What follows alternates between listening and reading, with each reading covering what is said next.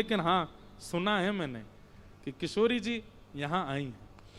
क्यों? सूर्य ग्रहण का समय था, ब्रह्म सरोवर पर सबके शिविर लगे थे, सब यज्ञ आहुति कर रहे थे। तो द्वारिका के भी सब लोग आए और ब्रज के भी लोग आए, लेकिन ना तो ब्रजवासियों को पता था कि द्वारिका लोग आने वाले हैं और ना द्वारिका के लोगों को पता कि ब्रजवासी आने वाले हैं। वहां आकर के आपस में पता चला, ओहो मधुमंगल श्रीदामा सब बड़े बूढ़े हो चुके अब, पर ठाकुर जी हमारे 16 वर्ष के ही हैं अभी भी। बंधुओं देखो, भगवान का पुत्र 50 वर्ष का, भगवान के पौत्र मतलब पुत्र के पुत्र 25 वर्ष के, और दादाजी श्री कृष्ण 16 वर्ष के। भगवान का नाती 25 वर्ष का है, पुत्र 50 वर्ष का है और भगवान स्वयं 16 वर्ष के हैं। जब तीनों निकल करके आते हैं, सफेद दाढ़ी, सफेद बाल, सफेद मूंछ है प्रद्युम्न की, आकर के भगवान को प्रणाम करता है तो ऐसा लगता है कोई वयोवृद्ध बालक को प्रणाम कर रहा हो। ठाकुर जी कहते हैं सुखी रहो, प्रसन्न रहो। पिताजी हैं, 16 वर्ष के ही रहते ठाकुर जी, उससे बड़े नहीं होते। ठाकुर जी को कभी मूंछ नहीं आती, कभी दाढ़ी नहीं आती। ठाकुर जी के अंग प्रत्यंग कभी हमारी तरह विकसित नहीं होते, वो सदा कोमली बने रहते हैं ठाकुर जी। मधुमंगल श्रीदामा सबको पता चली, ओ भैया लाला हुआ आयो यहां पे। ठाकुर जी रत्न सिंहासन पर बैठे हैं और बड़े बड़े वेदज्ञ ठाकुर जी की अर्चना कर रहे हैं। सूर्य ग्रहण का समय, तभी ठाकुर जी ने देखी वयोवृद्ध कुछ लोग बड़े आस भरी दृष्टि से ठाकुर जी को देख रहे हैं। ठाकुर जी देख करके समझ गए, बोले अरे जी तो श्रीदामा मधुमंगल। ओहो, ठाकुर जी देखते ही कूद पड़े अपने आसन से, लिपट गए उनके अंग से। सब वयोवृद्ध जैसे हो गए, ठाकुर जी को अपनी गोद में ले रहे हैं। लाला तू तो अब नेक्सो सही है। ठाकुर जी बहुत रोए, बोले सब आए हैं यहां पर? बोले हाँ। यशोदा मैया भी आई हैं? बोले हाँ। तभी श्रीदामा कान में बोले, लाला श्री जी भी पधारी हैं। सबका भाव सुन के ठाकुर जी तो भूल गए अनुष्ठान सब कुछ। अब तो बस ठाकुर जी ऐसे छोटे बालक की तरफ बिलकने लगे, मोए मिलनो है, मोए मिलनो, मैया ते मिलनो, मोए बाबा के पास जानो है। कहां एक क्षण पहले राजाधिराज द्वारिकाधीश बनकर के बैठे हैं, एक क्षण पहले बड़े बड़े राजाओं की पंक्तियां सामने पुष्पांजलि कर रही है, एक क्षण पहले वेद साक्षात सामने खड़े होकर के हाथ जोड़ के खड़े हैं। ब्रजवासियों को देखते ही ठाकुर जी नन्हे से बालक बन गए। तभी यशोदा मैया आई, दो गोपियां पकड़ करके ला रही हैं। यशोदा मैया बहुत वृद्ध हो गई हैं, नेत्रों से दिखाई नहीं देता अब। ठाकुर जी ने जैसे ही यशोदा मैया को देखा, आज 100 वर्ष बाद यशोदा जी ने अपने लाला को और लाला ने अपनी मैया को देखा। ठाकुर जी लिपट गए चरणों से। मैया ने उठा करके अंक में भर लिया। ठाकुर जी से कहने लगी, मेरो लाला, मेरो कन्हैया, मेरो कनुआ, इतने दिनों बाद आज मुंह को मिलो। ठाकुर जी गोद में लेट गए यशोदा मैया के और वक्ष को बार बार यशोदा मैया के वक्ष पर हाथ रखने लगे। बोले मैया मुझे बहुत वर्ष है गए, बहुत याद आई मैया, तू अपनो दूध पिवाए दे। ऐसा वर्णन करते हैं कि अति वृद्धा यशोदा मैया की गोद में जैसे ही ठाकुर जी लेटे, यशोदा मैया के वक्ष से दूध प्रकट होने लगा। 16,108 विवाह हो चुके हैं और हर पत्नी के एक एक पुत्र और कितनी पुत्रियां जन्म ले चुकी हैं।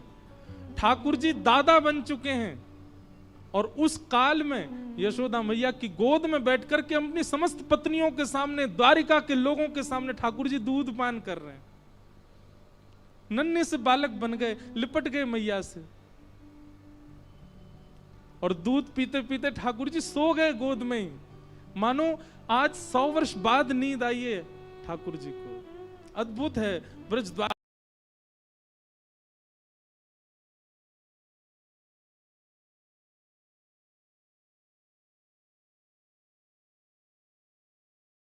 है गो अब वो मेरो दूध पीरो, चल खड़ा है जा।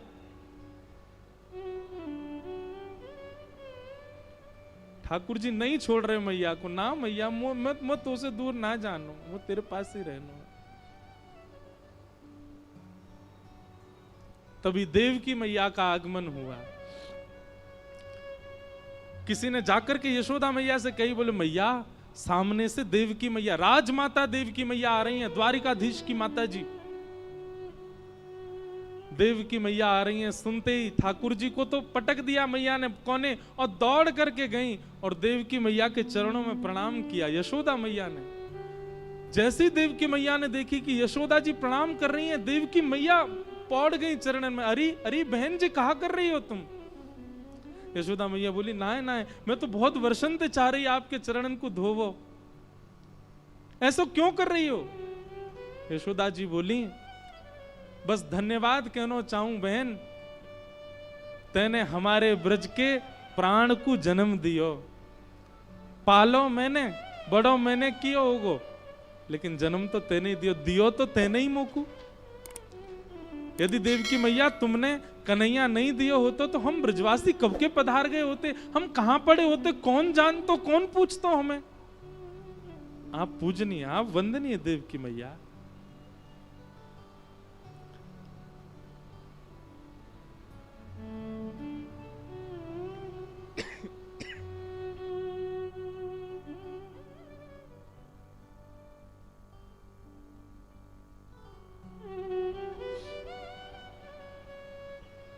नंद बाबा वसुदेव जी का मिलन हुआ। तभी ठाकुर जी के पास गयो श्रीदामा, और श्रीदामा जाके बोलो, लाला देख समय ज्यादा ना है, किशोरी जी पधारी हैं, अपने शिविर में विराज रही हैं, एक बार दर्शन करे आ।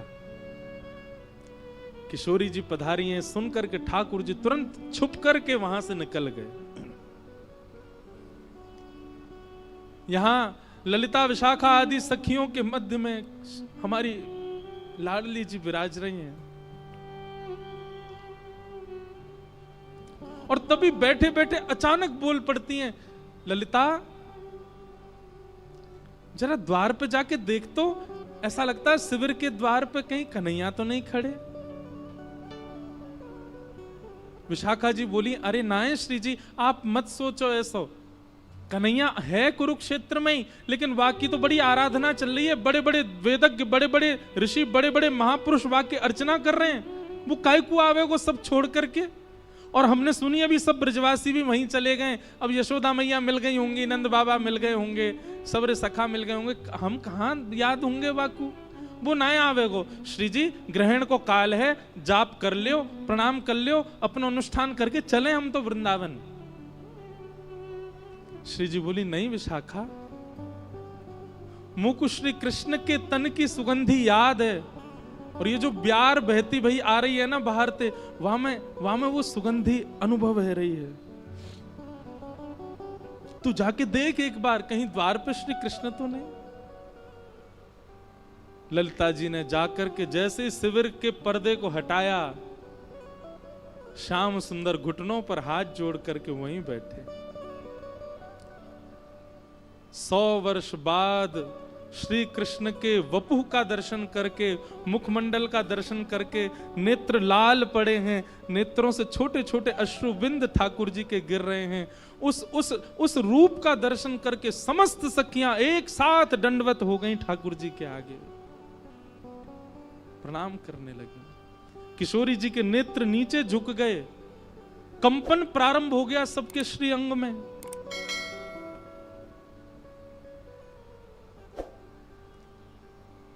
ठाकुर जी भीतर पधारे, किशोरी जी देख नहीं रही हैं ठाकुर जी की ओर, बस कुछ कर रही हैं, रखती कुछ हैं, उठाती कुछ हैं, कहीं चलती हैं, कहीं बैठती हैं, बेसुध सी हो गई हैं, बस नीचे निहार रही हैं, देख नहीं रही ठाकुर जी को। ठाकुर जी किशोरी जी को देख रहे हैं।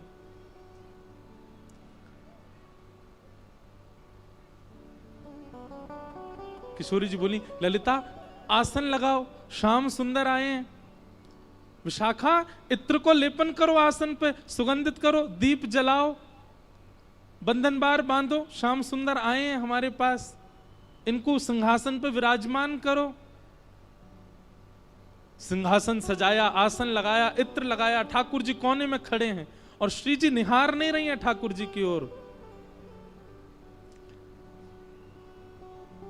ठाकुर जी का नियम है निकुंज का कि पहले किशोरी जी आसन पर बैठती हैं, फिर ठाकुर जी आते हैं। किशोरी जी जब प्रसादी कर देती हैं तब ठाकुर जी विराजते हैं।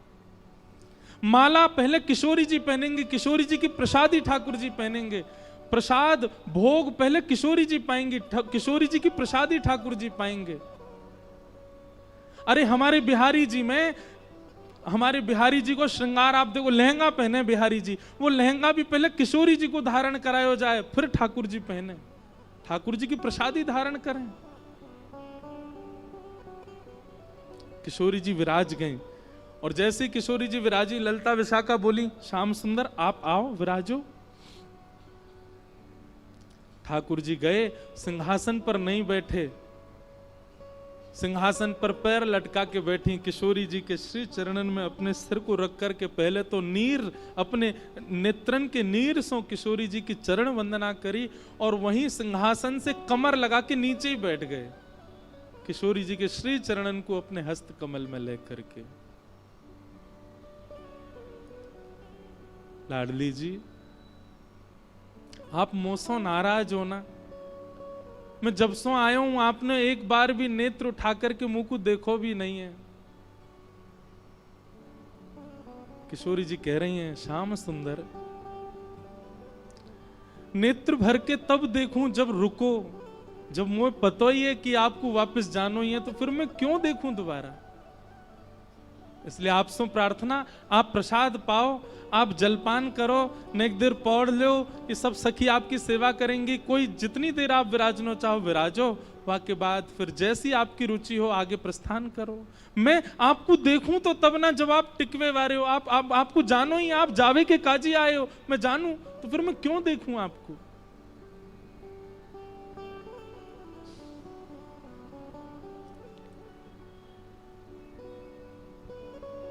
ठाकुर जी ने तुरंत किशोरी जी के हस्त कमल अपने शीश पर रखे, बोले मुझको क्षमा कर दो श्यामाजू, या संसार के उद्धार के लिए या संसार के कल्याण के लिए, कछु लीला संवर्धन के लिए मुझको ब्रज त्यागनो पड़ो, ब्रज से आनो पड़ो।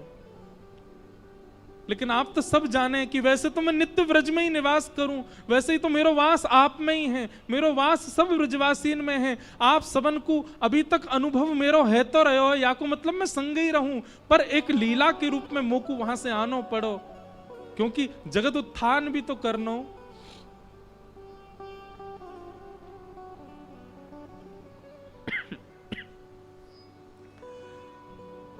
थोड़ी देर में ललिता विशाखा आदि किशोरी जी को सब समझाने लगी। किशोरी जी ने नेत्र ऊपर करके श्याम सुंदर की ओर देखा, देख करके भाव में चली गई, अपने हृदय से लगा करके गाढ़ आलिंगन किया और ठाकुर जी का जो स्वरूप था ना, वो स्वरूप हटा दिया। सीधा मुकुट पहना था, मुकुट उतार दिया, केश खोल दिए। किशोरी जी बोली लाओ सब श्रृंगार पेटी लेके आओ, आज द्वारिकाधीश को पुनः नंद नंदन बनानो है। सिर पर टेढ़ों से मुकुट धारण कियो है, पत्रावली को सुंदर श्रृंगार करके श्याम सुंदर को ब्रज के जैसे नंद जी हैं, जैसे लाला हैं, वैसा रूप धारण करायो। अपने नेत्रन को काजर लेकर के श्री ठाकुर जी के श्री नेत्रन में लगायो, पैरन में महावर लगाई, सुंदर घेराव पहनायो, पजम्मी पहनाई, ठाकुर जी के हाथ में सुंदर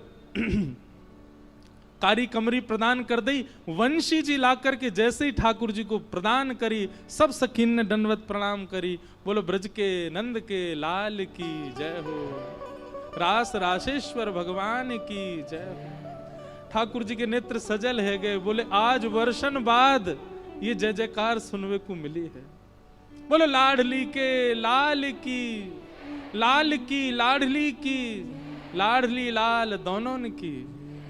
सब सखी बलैया लेने लगी, नंद नंदन ब्रज के लाला बन गए। और किशोरी जी कंधे पे भुजा देकर के बगल में ही विराज रहे हैं।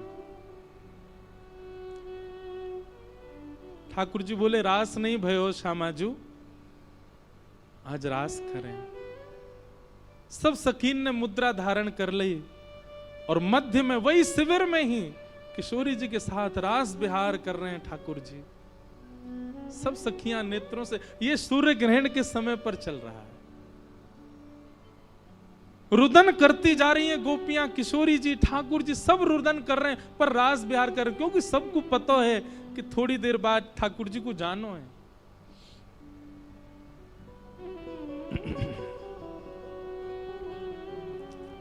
रास विहार कियो, रास विहार के बाद ठाकुर जी क्षमा याचना करने लगे। किशोरी जी आप बस मो को क्षमा कर दियो, कभी मोसों ऐसे नाराज मत रही हो। हो तो दासी नित्य तिहारी, हो तो दासी नित्य, हो तो दासी नित्य तिहारी, हो तो बंधुओं ये पद श्री जी गा रही हैं। ठाकुर जी के चरणों में प्रणाम करती भाई श्री जी कह रही हैं, हे श्याम सुंदर आप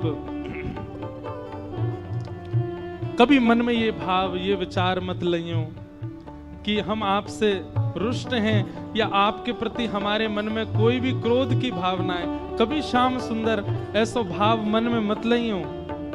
और किशोरी जी कह रही हैं, हो तो दासी नित्य तिहारी, हो तो दासी। शब्द सुनिएगा, हमारे भारत में प्रकट हुए श्री हनुमान प्रसाद पोद्दार जी, उन्होंने षोडश गीत लिखे। उसमें एक गीत ठाकुर जी गा रहे हैं, दूसरा गीत किशोरी जी गाती हैं, फिर एक गीत ठाकुर जी, दूसरा गीत किशोरी जी। ये 16 गीत श्री जगन्नाथ भगवान के कपाट के पीछे लिखे हैं। रात में ठाकुर जी जब शयन करते हैं तो षोडश गीत का पाठ करके सोते हैं। शब्द सुनिए किशोरी जी क्या कह रही हैं ठाकुर जी से। अगर याद कर सको नित्य अपने ठाकुर जी को सुनाया करो। हो तो दासी नित्य तिहारी, हो तो दासी नित्य, प्राणनाथ जीवन धन मेरे, प्राणनाथ जीवन धन, प्राणनाथ जीवन धन मेरे, प्राणनाथ हो तुम पे मैं बलिहारी,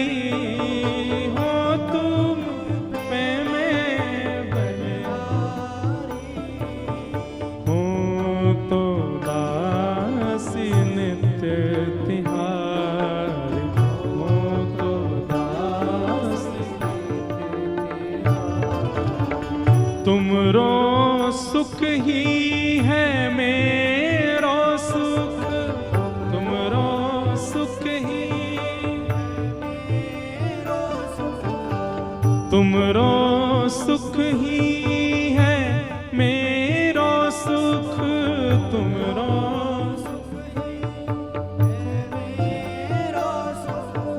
आन न कछु सुख जानो, और कोई सुख मुझे नहीं पता, आप सुखी हो वही मेरा सुख है नाथ।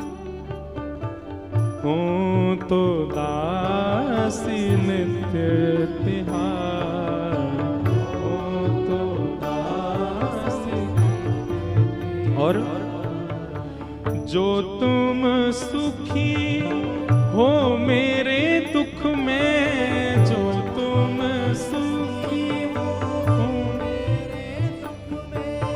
जो तुम सुखी हो मेरे दुख में, जो तुम सुखी हो मेरे दुख में, अनुपम सुख हो जा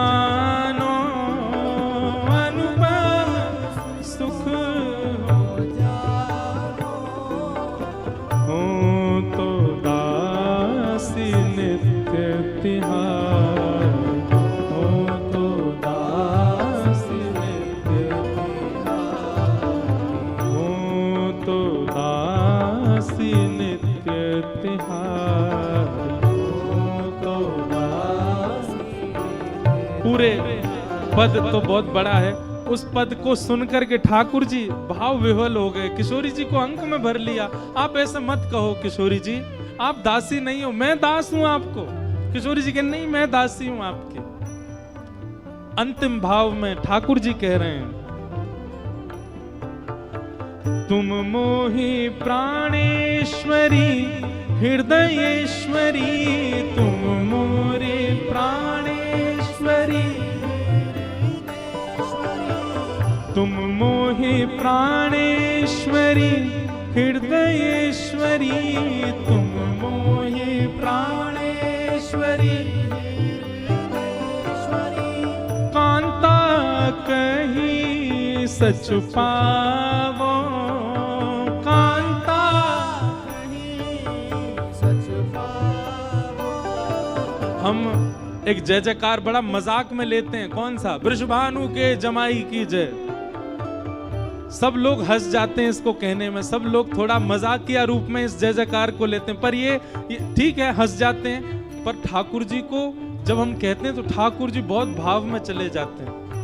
ठाकुर जी इस पद में कह रहे हैं, तुम मोहि प्राणेश्वरी हृदयेश्वरी, और फिर क्या कहते हैं? कांता कहो सुच पाऊं। कांता का मतलब पत्नी।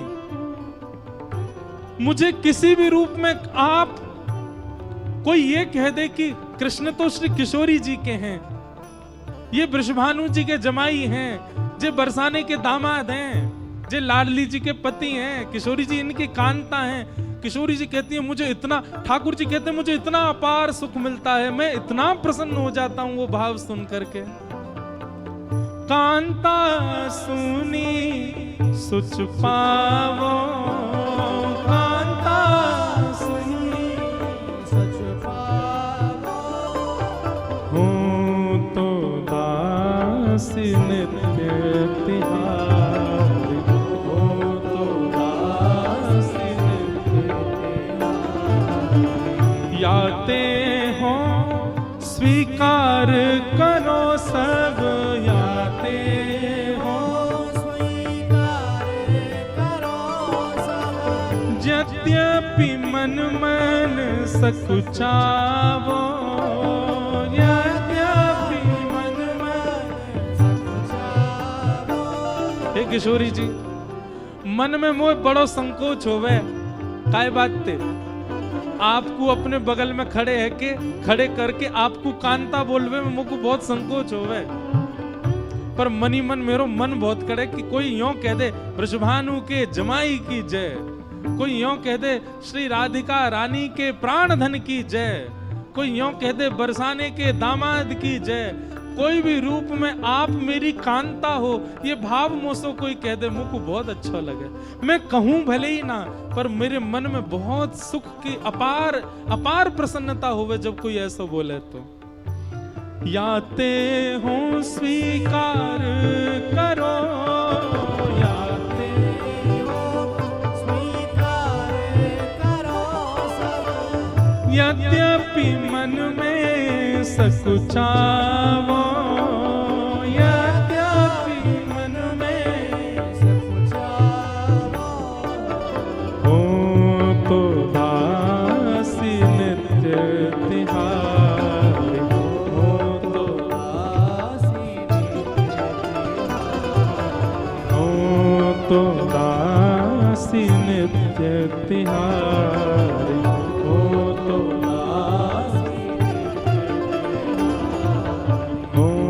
तो नित्य तिहारी, हो तो दासी। बोल रास रासेश्वर भगवान